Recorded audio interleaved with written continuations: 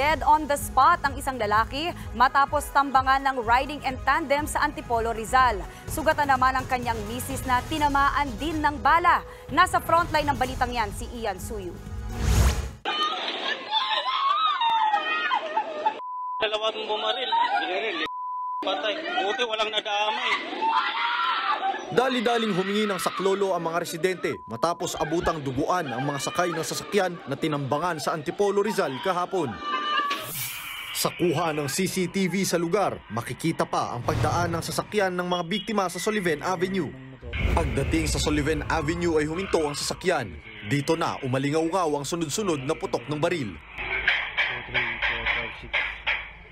Dead on the spot ang lalaking driver habang sugatan ng kanyang misis.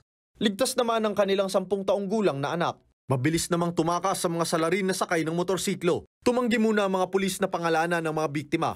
Pero sa investigasyon, lumalabas na pauwi ang mga ito nang mangyari ang ambush. Dagdag pa ng mga pulis mukhang kabisado ng mga suspect ang schedule ng mga biktima. Sa tingin namin nga, sa binuntutan sila, doon pa lang, sa paggaling sa trabaho, inano nila, pagkalis pa lang nila nakabundot na, tapos pagtigil dito sa may crossing, doon nilapitan at tinabihan ng riding tandem tsaka pinagbabalan. Inaalam pa ang motibo sa likod ng pamamaril. Nangangalap na rin ng mga CCTV footage sa lugar ang mga pulis sa pag-asang matukoy ang pagkakakilanlan ng mga namaril.